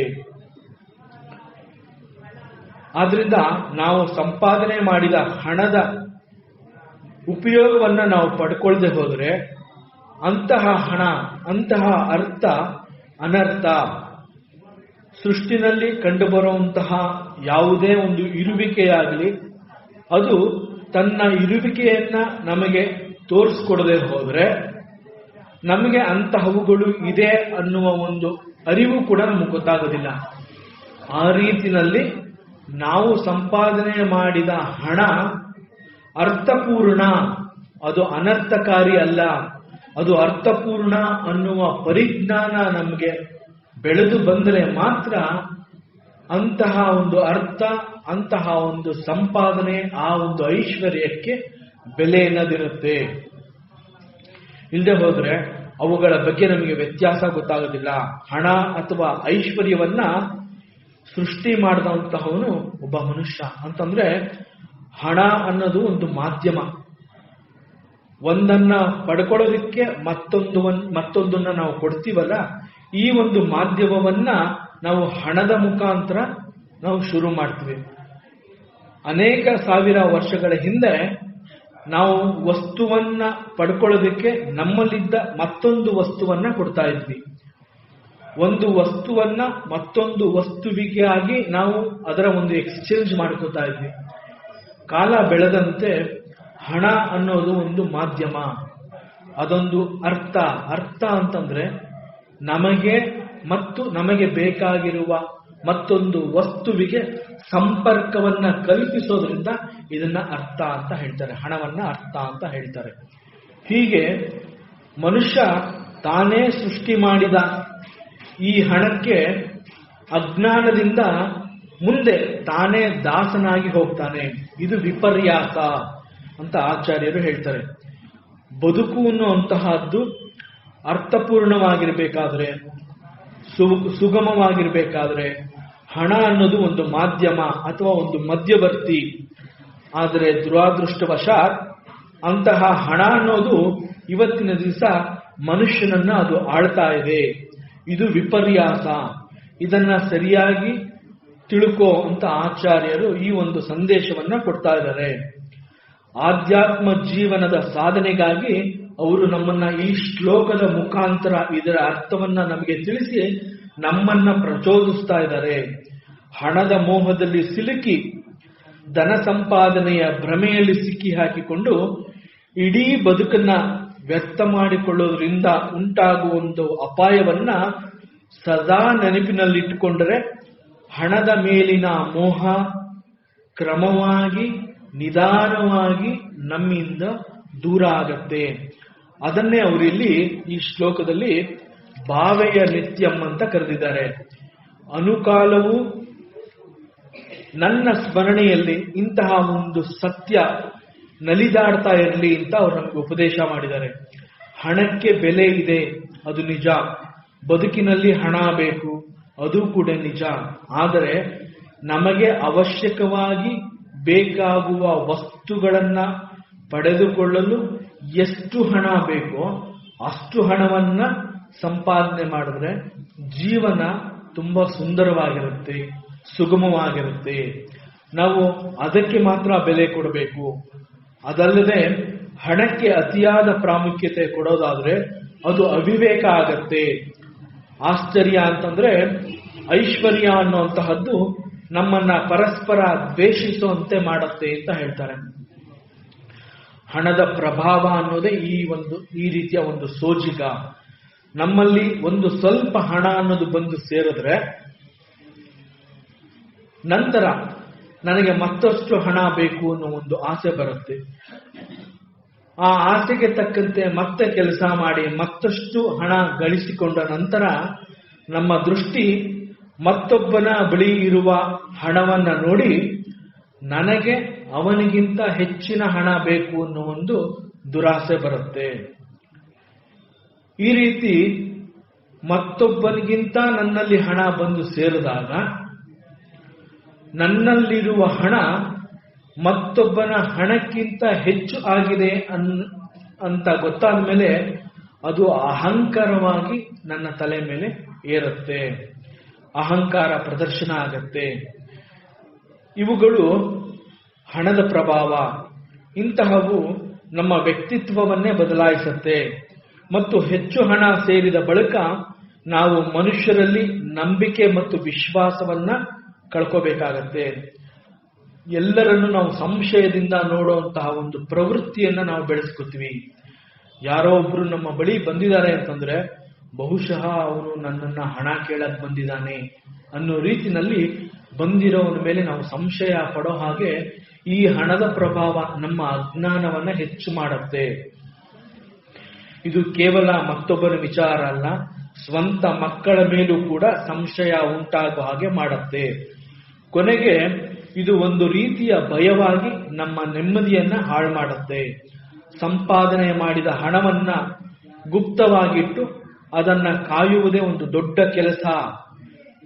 ಅದರಿಂದ ನಮಗೆ ನಿದ್ರೆ, ನೆಮ್ಮದಿ, ಶಾಂತಿ, ಆನಂದ ಎಲ್ಲವನ್ನು ನಾವು ಕಳ್ಕೋಬೇಕಾಗತ್ತೆ. ನಮ್ಮಿಂದ ಅದು ಎಲ್ಲವನ್ನ ಕಸಿದುಕೊಳ್ಳುತ್ತೆ. ಇದನ್ನ ಆಚಾರ್ಯರು ಹಣದಿಂದ ಸುಖವಿಲ್ಲ, ಅರ್ಥಂ ಅನರ್ಥಂ ಅಂತ ಹೇಳಿದ್ದಾರೆ. ಧನಿಕನಾದವನಿಗೆ ಅವನ ಮಗನಿಂದಲೂ ಕೂಡ ಅಪಾಯ ಸಂಭವಿಸಬಹುದು ಅಂತ ಹೇಳ್ತಾರೆ. ಜೀವನದಲ್ಲಿ ಹಣ ಮುಖ್ಯ ಅಲ್ಲ, ಅದು ಒಂದು ಕೇವಲ ಸಾಧನ. ಹಣದ ಅವಶ್ಯಕತೆ ಎಷ್ಟು ಕಂಡು ಬರುತ್ತೆ ಅಷ್ಟು ಮಾತ್ರ ಸಂಪಾದನೆ ಮಾಡುವಂತಹದ್ದು ಉಚಿತ. ಅನರ್ಥವಾದ ಅರ್ಥದಿಂದ ಸ್ವಲ್ಪ ಕೂಡ ಲೇಷ ಸುಖ ಅನ್ನೋದು ಕೂಡ ಸಿಗದಿಲ್ಲ. ಧರ್ಮ ಅರ್ಥದ ನಂತರ ಕಾಮಿಯಾದವನಿಗೆ ಅಂದ್ರೆ ಬಯಕೆಗಳ ಬಗ್ಗೆ ಆಸಕ್ತಿಯಾದವನಿಗೆ ಹಣದ ಬೆಲೆಯಾಗಲಿ ಮತ್ತು ಧರ್ಮದ ವಿಚಾರವಾಗಲಿ ಗೊತ್ತಾಗೋದಿಲ್ಲ.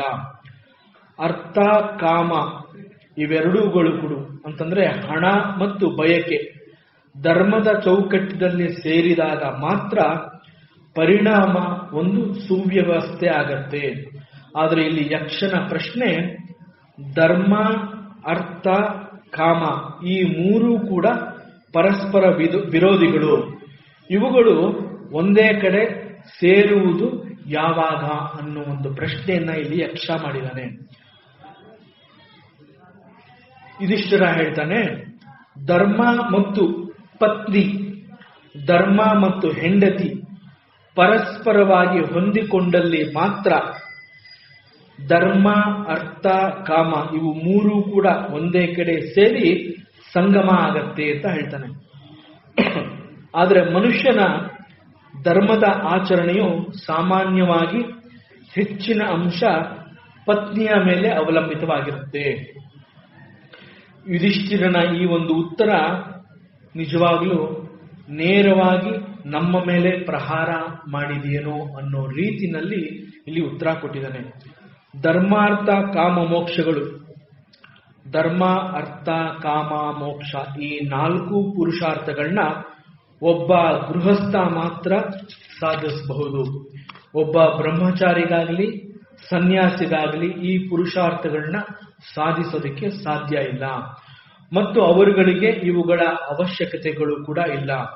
ಒಬ್ಬ ಗೃಹಸ್ಥನಾದವನು ಧರ್ಮ ಮೂಲವಾಗಿದ್ದು ಅರ್ಥ ಕಾಮಗಳಲ್ಲಿ ಪ್ರವೃತ್ತನಾಗಬೇಕು. ಆದರೆ ಇದು ಕೇವಲ ಒಬ್ಬ ಗೃಹಸ್ಥ ಸಂಕಲ್ಪ ಮಾಡಿದ್ರೆ ಸಾಲದು. ಆ ಗೃಹಸ್ಥನಿಗೆ ಧರ್ಮ ಕಾರ್ಯದಲ್ಲಿ ಇಂತಹ ಸಂಕಲ್ಪ ಮಾಡೋ ಸಂದರ್ಭದಲ್ಲಿ ಅವನ ಸಹಧರ್ಮಿಣಿ ಅಂತಂದ್ರೆ ಹೆಂಡತಿಯ ಸಹಕಾರ ಬಹು ಮುಖ್ಯವಾಗಿ ಬೇಕಾಗಿರುತ್ತೆ.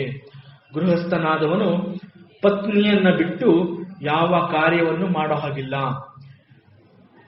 ಮನೆಯಲ್ಲಿ ಗಂಡ, ಅತ್ತೆ, ಮಾವಂದರ ಸೇವೆ, ಶುಶ್ರೂಷೆ, ಅತಿಥಿ ಸೇವೆ, ಸತ್ಕಾರ ಮತ್ತು ಪತಿಯ ನಿತ್ಯ ನೈಮಿತ್ತಿಕವಾಗಿ ಅವನು ಮಾಡಬೇಕಾಗಿರುವಂತಹ ಕರ್ಮದ ಅನುಷ್ಠಾನಗಳಿಗೆ ಸಿದ್ಧ ಮಾಡಿ ಕೊಡಬೇಕಾಗತ್ತೆ ಒಬ್ಬಳು ಗೃಹಿಣಿ. ಇವು ಪತ್ನಿಯಾದವಳ ಒಂದು ಕರ್ತವ್ಯ ಕೂಡ ಆಗಿರುತ್ತೆ. ಪತ್ನಿಯಾದವಳು ಎಲ್ಲಾ ಪ್ರಕಾರಗಳಲ್ಲಿಯೂ ಪತಿಯನ್ನ ನಿಯಂತ್ರಿಸುವ ಶಕ್ತಿನ ಹೊಂದಿರ್ತಾಳೆ. ಆದುದರಿಂದ ಪತಿಯನ್ನ ಧರ್ಮದೊಡನೆ ನಿಯೋಜಿಸಲು, ತನ್ನ ಗಂಡನನ್ನ ಧರ್ಮದೊಡನೆ ನಿಯೋಜಿಸಲು ಕೇವಲ ಪತ್ನಿಗೆ ಶಕ್ತಿ ಇರುವ ಕಾರಣದಿಂದ ಪತ್ನಿಯನ್ನ ಧರ್ಮಪತ್ನಿ ಅಂತ ಹೇಳ್ತಾರೆ. ಧರ್ಮಕ್ಕೂ ಮತ್ತು ಪತ್ನಿಗೂ ಒಂದು ರೀತಿಯ ಹೊಂದಾಣಿಕೆ ಇರುತ್ತೆ. ಆಚರಣೆಯಿಂದಲೂ ಅದು ನಡೆದು ಬಂದರೆ ಆಗ ಧರ್ಮಾರ್ಥ ಕಾಮಗಳು ಒಂದಾಗುವುದು. ಇಲ್ಲಿ ಧರ್ಮರಾಜನು ಧರ್ಮರಾಜನ ಅಭಿಪ್ರಾಯ ಈ ರೀತಿ: ಒಬ್ಬ ಗೃಹಸ್ಥನಿಗೆ ತನ್ನ ಸಹಧರ್ಮಿಣಿ ತನ್ನ ಧರ್ಮ ಕಾರ್ಯದಲ್ಲಿ ಸಹಕಾರ ನೀಡಿದಾಗ ಅಲ್ಲಿ ಅರ್ಥ ಕಾಮಗಳು ಈ ಧರ್ಮದ ಚೌಕಟ್ಟಿನೊಳಗೆ ಬಂದು ಸೇರ್ಕೊಳ್ಳುತ್ತೆ. ಒಂದು ವೇಳೆ ಹೆಂಡತಿಯು ಅರ್ಥ ಕಾಮಗಳಿಗೆ ಮನಸೋತು ಪತಿಯನ್ನ ಅಧರ್ಮದ ಕಾರ್ಯಗಳಲ್ಲಿ ತೊಡಗುವಂತೆ ಪ್ರಚೋದನೆ ಮಾಡಿದ್ರೆ, ಪ್ರೇರೇಪಿಸಿದರೆ, ಅರ್ಥ ಕಾಮಗಳು ಮನುಷ್ಯನನ್ನ ಅಧರ್ಮ ಮಾರ್ಗಕ್ಕೆ ತಿರುಗಿಸುತ್ತೆ. ಹೆಂಡತಿಯು ಧರ್ಮದೊಡನೆ ಬೆರೆತರೆ ಧರ್ಮಾರ್ಥ ಕಾಮಗಳು ಒಂದೆಡೆ ಸೇರಿ ಸಂಗಮ ಆಗತ್ತೆ. ಆದುದರಿಂದ ಸಂಸಾರದಲ್ಲಿ ಪತ್ನಿಯ ಪಾತ್ರ ತುಂಬಾ ಪ್ರಾಧಾನ್ಯವಾಗಿರುತ್ತೆ. ಆದ್ರಿಂದ ಧರ್ಮವು ಮತ್ತು ಪತ್ನಿಯು ಪರಸ್ಪರವಾಗಿ ಹೊಂದಿಕೊಂಡರೆ ಧರ್ಮ ಅರ್ಥ ಕಾಮಗಳು ಒಂದೆಡೆ ಸೇರಿ ಸಂಗಮವಾಗತ್ತೆ ಅಂತ ಯಕ್ಷನಿಗೆ ಯುಧಿಷ್ಠಿರ ಉತ್ತರ ಕೊಡ್ತಾನೆ. ಮುಂದೆ ಯಕ್ಷ ಮತ್ತೊಂದು ಮರುಪ್ರಶ್ನೆ ಮಾಡ್ತಾನೆ. ಇದು ಬಹುಶಃ ನಾನು ಇದೇನು ಕೇಳುವಂತಹದ್ದು ಇಲ್ಲ ಅನ್ನೋದನ್ನ ವ್ಯಕ್ತಪಡಿಸೋದಕ್ಕೋಸ್ಕರ ಇಲ್ಲಿ ಯಕ್ಷ ಈ ಪ್ರಶ್ನೆ ಮಾಡ್ತಾನೆ. ಒಬ್ಬ ಮನುಷ್ಯ ತನ್ನ ಜೀವನದಲ್ಲಿ ತಾನು ಬದುಕುವ ಅವಧಿಯಲ್ಲಿ ಅನುಭವಿಸುವ ಪ್ರತಿ ಕ್ಷಣದ ಸನ್ನಿವೇಶವನ್ನ ಪರಾಮರ್ಶಿಸಿ ತನ್ನ ಬುದ್ಧಿಶಕ್ತಿಗೆ ಅನುಗುಣವಾಗಿ ಅದನ್ನ ಅಳೀತಾನೆ. ತನ್ನ ಅನುಭವಕ್ಕೆ ಸಿಕ್ಕ ಅಂತಹ ಸನ್ನಿವೇಶದ ಪ್ರತಿಯೊಂದನ್ನು ಇದು ಕಷ್ಟ, ಇದು ಸುಖ, ಇದು ಒಳ್ಳೆಯದು, ಇದು ಕೆಟ್ಟದು, ಇದು ಕಷ್ಟಕರವಾಗಿದೆ, ಇದು ಆನಂದಮಯವಾಗಿದೆ ಅನ್ನೋ ರೀತಿ ತಾನು ತನ್ನ ಅನುಭವಗಳನ್ನ ನಿರ್ಣಯಿಸಿ ಸುಖವನ್ನ ಸ್ವರ್ಗ ಅಂತ ಹೇಳ್ತಾನೆ ಮತ್ತು ಕಷ್ಟ ಸಂಕಟಗಳನ್ನ ನರಕ ಅಂತ ಹೇಳಿ ಕರೀತಾನೆ. ತನಗೆ ಸಿಕ್ಕ ನರಕದ ಅನುಭವವಾಗಲಿ ಅಥವಾ ಸ್ವರ್ಗದ ಅನುಭವವಾಗಲಿ ಅದು ತನ್ನ ಹಣೆ ಬರಹ. ತಾನು ಪಡ್ಕೊಂಡು ಬಂದಿದ್ದೇ ಇಷ್ಟು, ಇದು ವಿಧಿ ಲಿಖಿತ, ಪರಮಾತ್ಮ ನನ್ನ ಪಾಲಿಗೆ ಇದನ್ನ ದಯಪಾಲಿಸಿದಾನೆ ಅಂತ ಹೇಳುವ ಮೂಲಕ ಮನುಷ್ಯ ಕಾಣದ ಶಕ್ತಿಯ ಒಂದು ವಿಧಿ ಅಂತ ಹೇಳಿ ಆ ಕಾಣದ ಶಕ್ತಿಯ ಮೇಲೆ ಆರೋಪ ಹೊರಿಸ್ತಾನೆ. ಶಾಸ್ತ್ರಗಳು ತಿಳಿಸುವಂತೆ ಇಲ್ಲಿ ಒಂದು ಕಾರ್ಯಕಾರಣ ಸಂಬಂಧದ ಬಗ್ಗೆ ಅವನು ವಿಚಾರ ಮಾಡೋದಿಲ್ಲ. ಇದಕ್ಕೆ ಅಜ್ಞಾನವೇ ಮೂಲ ಕಾರಣ. ತನ್ನ ಎಲ್ಲಾ ಬೇಕುಗಳನ್ನು ಪಡೆಯುವ ಸಲುವಾಗಿ ಮನುಷ್ಯ ರಜೋಗುಣದ ಪ್ರಭಾವಕ್ಕೆ ಒಳಗಾಗ್ತಾನೆ ಹಾಗೂ ಪಡದೇ ತೀರಬೇಕು ಅಂತ ಹೇಳಿ ಅಂತಹ ಕರ್ಮಕ್ಕೆ ಕೈ ಹಾಕಿ ಮಾಡುವ ಕೆಲಸ ಯಾವ ದಿಕ್ಕಿನಲ್ಲಿದೆ, ಮಾಡ್ತಾ ಇರುವಂತಹದ್ದು ಧರ್ಮವಾಗಿದೆಯಾ ಉಚಿತವಾಗಿದೆಯಾ? ನ್ಯಾಯದ ಹಾದಿನಲ್ಲಿ ನಾನು ಹೆಜ್ಜೆ ಹಾಕ್ತಾ ಇದ್ದೀನಾ ಅಂತ ಯೋಚಿಸದೆ ತಾನು ಎಸಗುವ ಪ್ರತಿ ಕರ್ಮಕ್ಕೂ ಅದರದೇ ಆದ ಒಂದು ಪ್ರತಿಫಲ ನಿಶ್ಚಿತವಾಗಿ ಸಿಗತ್ತೆ ಅನ್ನೋ ಒಂದು ಜ್ಞಾನದ ಅರಿವು, ಎಚ್ಚರಿಕೆ ಇಲ್ಲದೆ ಕೇವಲ ಬಯಕೆಗಳಿಗಾಗಿ ತಾನು ಪಡಿಬೇಕು ಅಂತ ಬಯಸುವ ವಸ್ತುಗಳಲ್ಲಿ ಸಂಘವನ್ನು ಬೆಳೆಸಿ, ಆಸಕ್ತಿಯನ್ನು ಬೆಳೆಸಿ ಅವುಗಳ ಹಿಂದೆ ಅವನು ಬೀಳ್ತಾನೆ. ಈ ಕಾರಣದಿಂದ ತನ್ನ ಕರ್ಮಕ್ಕೆ ಅನುಗುಣವಾಗಿ ಸಿಕ್ಕ ಫಲವನ್ನ ನಿರಾಕರಿಸುವ ಶಕ್ತಿಯಾಗಲಿ ಸಾಮರ್ಥ್ಯವಾಗಲಿ ಅವನು ಕಳ್ಕೊಂಡಿರ್ತಾನೆ. ಆ ಸಂದರ್ಭದಲ್ಲಿ ಅವನ ಪಾಲಿಗೆ ಬಂದದ್ದನ್ನ ಅವನು ಅನುಭವಿಸಲೇಬೇಕು. ಈ ಒಂದು ಸಂದಿಗ್ಧ ಪರಿಸ್ಥಿತಿನಲ್ಲಿ ತಾನು ಗಳಿಸುವ ಒಂದು ಅನುಭವವೇ ಜ್ಞಾನವಾಗಿ ಅವನಿಗೆ ಪರಿಣಾಮ ಕೊಡುತ್ತೆ. ಒಟ್ಟಿನಲ್ಲಿ ಬಂದದ್ದು ಒಳ್ಳೆಯದಾಗಲಿ ಅಥವಾ ಅದು ಕೆಟ್ಟದ್ದಾಗಿರಲಿ, ಅದನ್ನ ಅನುಭವಿಸದೆ ಅವನಿಗೆ ಬೇರೆ ದಾರಿ ಎನ್ನುವಂತಹದ್ದು ಇಲ್ಲ. ಬಂದದ್ದನ್ನ ಬಂದ ಹಾಗೆ ಸ್ವೀಕರಿಸಲೇಬೇಕಾಗತ್ತೆ. ಕಾರಣ ಯಾಕೆ ಬಂದದ್ದನ್ನ ನಾವು ಬರಮಾಡ್ಕೋಬೇಕು ಅಂತಂದ್ರೆ, ಈ ರೀತಿಯಾಗಿ ಬರುವುದಕ್ಕೆ ದಾರಿ ಮಾಡಿಕೊಟ್ಟಿರುವಂತಹದ್ದು ತನ್ನಿಂದನೇ ನಡೆದ ಒಂದು ಕರ್ಮದ ಫಲ. ಅದನ್ನ ಬೇರೆ ಯಾರೋ ನಮಗೆ ತಂದು ಕೊಟ್ಟಿಲ್ಲ. ಒಂದು ವೇಳೆ ಬೇರೊಬ್ಬರ ಮುಖಾಂತರ ನಮಗೆ ಒಂದು ಕಷ್ಟ ಅನ್ನೋದು ಒಂದು ಬಂದರೂ ಕೂಡ ಆ ಸಂದರ್ಭದಲ್ಲಿ ಅದು ನಮಗೆ ನೇರವಾಗಿ ಅರ್ಥ ಆಗೋದಿಲ್ಲ. ಆದರೆ ಆ ಸಂದರ್ಭದಲ್ಲಿ ಅಂತಹವರುಗಳು ಕೇವಲ ನೆಪವಾಗಿ ಮಾತ್ರ ಅಲ್ಲಿರ್ತಾರೆ.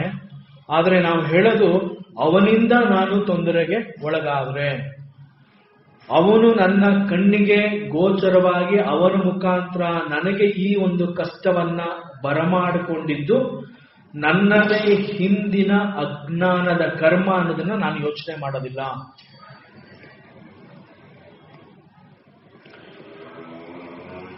ಹೀಗೆ ಎಲ್ಲಕ್ಕೂ ಕಾರಣವನ್ನ, ಜವಾಬ್ದಾರಿಯನ್ನ ನಾನು ಮಾತ್ರ ಹೊರಲೇಬೇಕು. ಮನುಷ್ಯ ಗಟ್ಟಿಯಾಗುವಂತಹದ್ದು, ಜ್ಞಾನವನ್ನ ಸಂಪಾದನೆ ಮಾಡುವಂತಹದ್ದು ಈ ರೀತಿಯ ಕರ್ಮದ ಫಲಗಳನ್ನ ಅನುಭವಿಸಿದ ನಂತರ ಮಾತ್ರ ಅವನು ಗಟ್ಟಿಯಾಗೋದಿಕ್ಕೆ, ಜ್ಞಾನವನ್ನ ಪಡ್ಕೊಳ್ಳೋದಿಕ್ಕೆ ಸಾಧ್ಯ ಆಗತ್ತೆ. ಈ ನಿಟ್ಟಿನಲ್ಲಿ ಇಡೀ ಮನುಕುಲದ ಏಳಿಗೆಗಾಗಿ ಎಲ್ಲರಿಗೂ ಒಂದು ಒಳ್ಳೆಯ ಸಂದೇಶವನ್ನ ಯುಧಿಷ್ಠಿರನ ಮುಖಾಂತರ ಹೊರತರುವ ಪ್ರಯತ್ನದ ಪ್ರಶ್ನೆ ಈ ಯಕ್ಷನದಾಗಿದೆ. ಇಲ್ಲಿ ಯಕ್ಷ ಕೇಳ್ತಾ ಇದ್ದಾನೆ. ಇದು ಯಕ್ಷನ 30ನೇ ಪ್ರಶ್ನೆ. ಯಕ್ಷ ಕೇಳ್ತಾ ಇದ್ದಾನೆ, ಯಕ್ಷ ಉವಾಚ ಅಕ್ಷಯೋ ನರಕಃ ಕೇನ ಪ್ರಾಪ್ಯತೆ ಭರತರ್ಷಭ ಏತನ್ಮೇ ಪೃಚ್ಛತಃ ಪ್ರಶ್ನಂ ತತ್ ಶೀಘ್ರಂ ವಕ್ತುಮರ್ಹಸಿ. ಭರತರ್ಷಭ, ಎಲೈ ಭರತ ಶ್ರೇಷ್ಠನೇ, ಯಾವುದರಿಂದ ಮನುಷ್ಯನಿಗೆ ಅಕ್ಷಯವಾದ, ಅಕ್ಷಯ ಅಂತಂದ್ರೆ ಅಂತ್ಯವೇ ಇಲ್ಲದೆ ಇರುವಂತಹದ್ದು, ಅಂತ್ಯವೇ ಇಲ್ಲದ ನರಕ ಮನುಷ್ಯನಿಗೆ ಯಾವ ಕಾರಣದಿಂದ ಪ್ರಾಪ್ತವಾಗುತ್ತೆ? ಈ ನನ್ನ ಪ್ರಶ್ನೆಗೆ ನೀನು ಬಹಳ ಬೇಗ, ತತ್ಶೀಘ್ರಂ, ಬಹಳ ಬೇಗ ವಕ್ತುಮರ್ಹಸಿ, ಉತ್ತರವನ್ನ ಕೊಡು. ಯಕ್ಷನ ಈ ಪ್ರಶ್ನೆಗೆ ಯುಧಿಷ್ಠಿರ ಹೇಳ್ತಾನೆ, ಯುಧಿಷ್ಠಿರ ಉವಾಚ ಬ್ರಾಹ್ಮಣಂ ಸ್ವಯಮಾಹೂಯ ಯಾಚಮಾನಂ ಕಿಂಚನಂ ಪಶ್ಚನ್ನ ಸ್ಥಿತಿಯೋ ಬ್ರೂಯತ್ಸೋ ಅಕ್ಷಯಂ ನರಕಂ ವ್ರಜೇತ್. ಯುಧಿಷ್ಠಿರ ಹೇಳ್ತಾ ಇದ್ದಾನೆ, ಯಾಚಕನಾದ ಬ್ರಾಹ್ಮಣನನ್ನ ತಾನಾಗಿಯೇ ಆಹ್ವಾನಿಸಿ ಮನೆಗೆ ಕರೆತಂದು ಬಂದ ನಂತರ ಅನಂತರದಲ್ಲಿ ಏನೂ ಇಲ್ಲ ಅಂತ ಹೇಳಿ ಅವನಿಗೆ ಏನನ್ನೂ ಕೊಡದೆ ಹಿಂದಕ್ಕೆ ಬರಿಗೈಯಲ್ಲಿ ಕಳುಹಿಸುವ ವ್ಯಕ್ತಿಯು ಅಕ್ಷಯವಾದ ನರಕವನ್ನ ಹೊಂದುತ್ತಾನೆ, ಅಕ್ಷಯವಾದ ನರಕವನ್ನ ಗಳಿಸ್ತಾನೆ.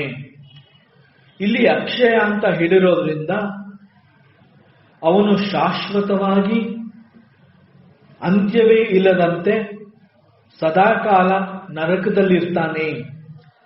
ಸದಾಕಾಲ ನರಕದ ಪ್ರಾಪ್ತಿಯನ್ನ ಹೊಂದುವುದರಿಂದ ಇಲ್ಲಿ ಇದನ್ನ ಅಕ್ಷಯವಾದ ನರಕ, ಎಂದಿಗೂ ಅದರಿಂದ ಹೊರಬರಲಾರದ ಸ್ಥಿತಿ, ಕರಗಲಾಗದ ಕರ್ಮಫಲಗಳನ್ನ ಅನುಭವಿಸುವ ಸಲುವಾಗಿ ಶಾಶ್ವತವಾಗಿ ಅವನು ನರಕದಲ್ಲಿ ಇರ್ತಾನೆ ಅನ್ನೋ ರೀತಿ ಉತ್ತರ ಕೊಟ್ಟಿದ್ದಾನೆ. ಇಲ್ಲಿ ಈ ಜಗತ್ತಿನಲ್ಲಿ ನಾವು ನಮ್ಮ ಜೀವನದ ಪ್ರತಿ ಕ್ಷಣದಲ್ಲೂ ಪರಸ್ಪರವಾಗಿ ನಾವು ಮತ್ತೊಬ್ಬರ ಮೇಲೆ, ಅದರಂತೆ ಬೇರೊಬ್ಬರು ನಮ್ಮ ಮೇಲೆ ಅವಲಂಬಿತರಾಗಿರ್ತೀವಿ. ಈ ರೀತಿ ನಾವು ಪರಸ್ಪರ ಅವಲಂಬಿಗಳಾಗಿರೋದ್ರಿಂದ ನಮ್ಮ ಜೀವನ ಅನ್ನೋದು ನಡೀತಾ ಬಂದಿದೆ. ಜೀವನ ಅಥವಾ ಬದುಕು ಅಂತಂದ್ರೆ ಅಲ್ಲಿ ಕೊಡುವಿಕೆ ಮತ್ತು ಪಡೆದುಕೊಳ್ಳುವಿಕೆ, ಈ ಎರಡೂ ಪ್ರಕ್ರಿಯೆಗಳು ನಿರಂತರವಾಗಿ ನಡೀತಾ ಬಂದಿರುತ್ತೆ. ಆದರೆ ಇದು ನೇರವಾಗಿ ನಮ್ಮ ತಿಳುವಳಿಕೆಗೆ ಬರದೇ ಇರುವ ಕಾರಣ ನಾವು ತುಂಬಾ ಸ್ವಾತಂತ್ರ್ಯವಾಗಿ ಬದುಕ್ತಾ ಇದ್ದೀವಿ. ನಮಗೆ ಯಾರ ಹಂಗೂ ಇಲ್ಲ, ನಾನು ಯಾರ ಮೇಲೂ ಕೂಡ ಅವಲಂಬಿತನಾಗಿಲ್ಲ, ನನ್ನ ಬದುಕಿನಲ್ಲಿ ನನಗೆ ಯಾರ ಸಹಾಯವೂ ಬೇಡ, ನನಗೆ ಏನು ಬೇಕು ಎಲ್ಲವನ್ನ ನಾನೇ ಗಳಿಸ್ಕೋತಾ ಇದ್ದೀನಿ, ಯಾರೂ ಬೇಕಿಲ್ಲ. ಈ ರೀತಿಯಾಗಿ ಯೋಚಿಸಿ ಮೂರ್ಖ ನಿರ್ಧಾರದಿಂದ ನಮ್ಮ ಬದುಕು ಅನ್ನೋದು ಸಾಗ್ತಾ ಇರುತ್ತೆ. ಆದರೆ ಪರಸ್ಪರ ಅವಲಂಬಿಗಳಾಗಿರೋ ನಾವು ಗಳಿಸುವ ಮತ್ತು ಕಳೆದುಕೊಳ್ಳುವ ಪ್ರತಿಯೊಂದು ಕೂಡ ಅವಶ್ಯಕವಾಗಿ ಅದು ಸತ್ಯವಾಗಿರುತ್ತೆ. ಇದೇ ನಮ್ಮ ಬದುಕಿನ ವ್ಯಾಪಾರ. ನಮ್ಮ ಕೊನೆಯ ಉಸಿರು ಇರೋವರೆಗೂ ಕೂಡ ಈ ವ್ಯಾಪಾರದಲ್ಲಿ, ಧರ್ಮ ಮಾರ್ಗದಲ್ಲಿ ನಡೆಯುವಂತಹ ನಮ್ಮ ಚಟುವಟಿಕೆಗಳೇ ನಿಜವಾದ ಸಾಧನೆ. ಆದ್ರಿಂದ ನಾವು ಮತ್ತೊಬ್ಬರ ಬಗ್ಗೆ ಕಾಳಜಿ ವಹಿಸಲೇಬೇಕು. ಇನ್ನೊಬ್ಬ ಕೂಡ ಚೆನ್ನಾಗಿ ಬದುಕಬೇಕು ಅನ್ನೋದು ನಮ್ಮ ಮೂಲ ಗುರಿ ಆಗಿರಲೇಬೇಕು. ಕಾರಣ, ನಮಗೆ ತಿಳಿಯದಂತೆ ಬೇರೊಬ್ಬರು ನಮ್ಮ ಉತ್ತಮವಾದ ಬದುಕಿಗೆ ಕಾಳಜಿನ ವಹಿಸಿರ್ತಾರೆ.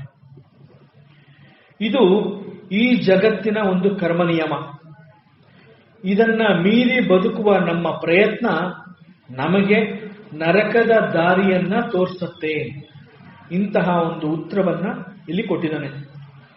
ನಮ್ಮ ಪುರಾಣಗಳು ತಿಳಿಸಿರೋ ಹಾಗೆ ನಾವು ಇರುವ ಈ ಲೋಕವನ್ನ ಭೂಲೋಕ ಅಂತ ಹೇಳ್ತೀವಿ. ಮತ್ತು ಇದರ ಮೇಲೆ ಮತ್ತೆ 6 ಬೇರೆ ಬೇರೆ ಉನ್ನತ ಲೋಕಗಳಿದೆ ಅಂತ ಹೇಳ್ತೀವಿ. ನಮ್ಮ ಬ್ರಹ್ಮಾಂಡದಲ್ಲಿ ಭೂಮಿ ಅನ್ನುವಂತಹದ್ದು ಈ ಅನೇಕ ಲೋಕಗಳಲ್ಲಿ ಇದು ಕೂಡ ಒಂದು. ಈ ಭೂಲೋಕದಲ್ಲಿ ನಾವು ಕರ್ಮವನ್ನ, ನಮ್ಮ ಪೂರ್ವ ಕರ್ಮಗಳನ್ನ ಕಳೆದುಕೊಳ್ಳುವ ಸಲುವಾಗಿ ಇಲ್ಲಿ ಹುಟ್ಟಿ ಬಂದಿರ್ತೀವಿ. ನಾವಿರುವ ಈ ಲೋಕ ಭೂಲೋಕ ಮತ್ತು ಇದರ ಮೇಲೆ ಭುವರ್ಲೋಕ ಅಂತ ಹೇಳ್ತೀವಿ. ಇದು ಪಿತೃಗಳ ಜಾಗ ಅಂತ ಕೂಡ ಹೇಳ್ತೀವಿ.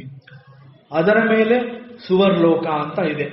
ಅದು ಸೂರ್ಯ ಮತ್ತು ನಕ್ಷತ್ರಗಳ ಮಧ್ಯದಲ್ಲಿದೆ ಅಂತ ಹೇಳ್ತಾರೆ.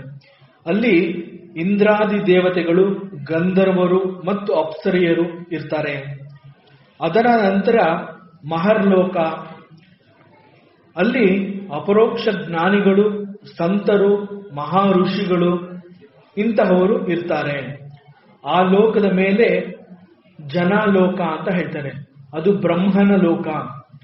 ಬ್ರಹ್ಮಲೋಕದ ಮೇಲೆ ತಪಾಲೋಕ ಅಂತ ಇದೆ. ಇಲ್ಲಿ ಮತ್ತಿತರ ಅಭಿಮಾನಿ ದೇವತೆಗಳು, ಅಯೋನಿಜರು ಇರ್ತಾರೆ. ಈ ಎಲ್ಲಕ್ಕಿಂತ ಮೇಲೆ ಸತ್ಯಲೋಕ ಅಂತ ಇದೆ. ಆ ಸತ್ಯಲೋಕ ಅನ್ನುವಂತಹದ್ದು ಪರಬ್ರಹ್ಮನ ಸ್ಥಳ. ಅದನ್ನ ವೈಕುಂಠ ಅಂತ ಹೇಳ್ತಾರೆ. ಅಲ್ಲಿ ಆ ಜಾಗದಲ್ಲಿ, ಲೋಕದಲ್ಲಿ, ಈ ನಮ್ಮ ಜಗತ್ತಿನಲ್ಲಿ ಸೃಷ್ಟಿ, ಸ್ಥಿತಿ ಮತ್ತು ಲಯ ಇವುಗಳ ನಿರ್ಧಾರ ನಡೆಯುತ್ತೆ ಅಂತ ಹೇಳ್ತಾರೆ. ಅದನ್ನ ಪರಮಾತ್ಮನ ಲೋಕ ಅಂತ ಕೂಡ ಹೇಳ್ತಾರೆ. ಅದೇ ರೀತಿ ಈ ಭೂಮಿ ಅಥವಾ ಭೂಲೋಕದ ಕೆಳಗೆ ಮತ್ತೆ 7 ಲೋಕಗಳಿವೆ. ಅವುಗಳನ್ನ ಅತಲ ಲೋಕ, ವಿತಳ, ಸುತಳ, ತಲಾತಲ, ಮಹಾತಲ, ರಸಾತಲ ಮತ್ತು ಕೊನೆಯಲ್ಲಿ ಪಾತಾಳ ಲೋಕ ಅಂತ ಹೇಳ್ತಾರೆ. ಈ ಪ್ರಶ್ನೆಯಲ್ಲಿ ಯಕ್ಷ ಕೇಳ್ತಾ ಇರೋದು, ನರಕದ ಪ್ರಾಪ್ತಿಗೆ ಕಾರಣ ಏನು, ಹಾಗೂ ಈ ಭೂಮಿಯ ಕೆಳಗಿನ ಲೋಕಗಳನ್ನ ನರಕ ಎಂಬುದಾಗಿಯೋ ಮತ್ತು ಅದರಲ್ಲಿ ಪಾತಾಳ ಲೋಕವನ್ನ ಶಾಶ್ವತವಾದ ನರಕ ಅಂತ ಕರೀತಾರೆ.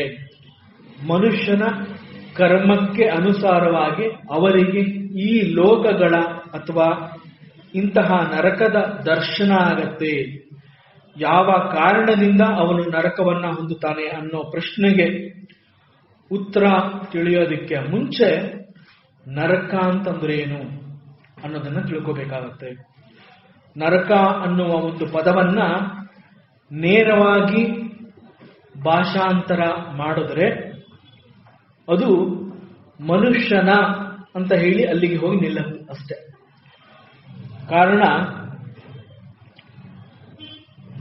ಮನುಷ್ಯನ ಯಾವ ಕಾರ್ಯಾಚರಣೆಯನ್ನ ನರಕ ಅಂತ ಕರೆದಿದ್ದಾರೆ. ಇಲ್ಲಿ ಮನುಷ್ಯನ ಅಂತ ಹೇಳಿ ಅದು ಹೋಗಿ ನಿಲ್ಲತ್ತೆ. ನರಕ ಅಂತಂದ್ರೆ ಅದು ಮನುಷ್ಯನ ಅಂತ ಹೇಳಿ ಅಲ್ಲಿ ಹೋಗಿ ನಿಲ್ಲತ್ತಲ್ಲ. ಕಾರಣ ನರಕ ಅನ್ನುವ ಪದದಲ್ಲಿ ನರ ಕ ಅಂತ ಪದ ಇದೆ. ನರ ಅಂತಂದ್ರೆ ಮನುಷ್ಯ, ಮನುಷ್ಯನ ಅಂತ ಹೇಳಿ ಅವನ ಯಾವ ಕರ್ಮಕ್ಕನುಸಾರವಾಗಿ ಅದು ನರಕವಾಗತ್ತೆ ಮತ್ತು ಅದು ಮನುಷ್ಯನ ಯಾವ ಕರ್ಮಕ್ಕನುಸಾರವಾಗಿ ಅದು ಸ್ವರ್ಗವಾಗತ್ತೆ ಅಷ್ಟು ಹೇಳಿ ಇದು ಮನುಷ್ಯನ ಅನ್ನೋ ರೀತಿನಲ್ಲಿ ಅರ್ಥ ಬರುತ್ತೆ. ಇದು ಒಂದು ನರಕ ಅನ್ನೋದು ಒಂದು ಸಂಸ್ಕೃತದ ಪದ. ಪದಾನ್ನೇ ತಿಳಿಸ್ತಾ ಇರೋ ರೀತಿನಲ್ಲಿ ನರಕ ಅನ್ನೋದ್ರಲ್ಲಿ ನರ ಅನ್ನೋದಿದೆ. ನರ ಅಂತಂದ್ರೆ ಮನುಷ್ಯ. ಆದ್ರಿಂದ ನರಕದ ಸೃಷ್ಟಿಗೆ ಮನುಷ್ಯನೇ ಮೂಲ ಕಾರಣ ಅಂತ ಹೇಳ್ತಾರೆ. ನರಕ ಅನ್ನೋದು ಕೂಡ ಒಂದು ವೇದಿಕೆ ಮತ್ತು ಆ ವೇದಿಕೆಯನ್ನ ಮನುಷ್ಯನೇ ಕಟ್ಕೋತಾನೆ. ಮನುಷ್ಯನಿಗೆ ನರಕ ಪ್ರಾಪ್ತಿಯಾಯಿತು ಅಂತಂದ್ರೆ ಪ್ರಾಪ್ತಿಯಾಗುವಂತಹ ಆ ನರಕವನ್ನ ಅವನೇ ಸೃಷ್ಟಿ ಮಾಡ್ಕೋತಾನೆ. ನರಕದ ಸೃಷ್ಟಿಗೆ ಅವನೇ ಸೃಷ್ಟಿಕರ್ತ ಆಗ್ತಾನೆ. ಅಲ್ಲಿ ಮನುಷ್ಯ ತನ್ನ ಕರ್ಮಕ್ಕನುಸಾರವಾಗಿ ಕೆಲವೊಂದು ಯಾತನೆಗಳನ್ನ ಅವನು ಅನುಭವಿಸಬೇಕಾಗತ್ತೆ. ತಾನೇ ಎಸಗಿದ ಕಾರ್ಯಗಳಿಂದ ಅವನು ಅದರ ಫಲವನ್ನ ಸ್ವೀಕರಿಸಬೇಕಾಗತ್ತೆ. ನಮ್ಮ ಹಿಂದೂ ಧರ್ಮದ ಪ್ರಕಾರ ನರಕ ಅನ್ನುವಂತಹದ್ದು ನಮ್ಮ ಮರಣದ ನಂತರ ನಮ್ಮ ಪಾಪ ಕರ್ಮಗಳ ಫಲವನ್ನ ಅನುಭವಿಸಲು ಹೋಗುವ ಒಂದು ಲೋಕ. ಆ ಲೋಕದಲ್ಲಿ ಯಮಧರ್ಮರಾಜ ಅನ್ನೋನೊಬ್ಬ ಇದ್ದಾನೆ. ಅಂತಹ ಯಮಧರ್ಮರಾಜ ಅಲ್ಲಿ ನ್ಯಾಯ ನಿರ್ಣಯ ಮಾಡುವ ಅಧಿಪತಿಯಾಗಿರ್ತಾನೆ. ಅವನು ನಮಗೆ ನಾವು ಎಸಗಿದ ಪಾಪ ಕೃತ್ಯಗಳಿಗೆ ತಕ್ಕಂತೆ ಶಿಕ್ಷೆಯನ್ನ ಕೊಡ್ತಾನೆ ಅಂತ ಹೇಳ್ತಾನೆ.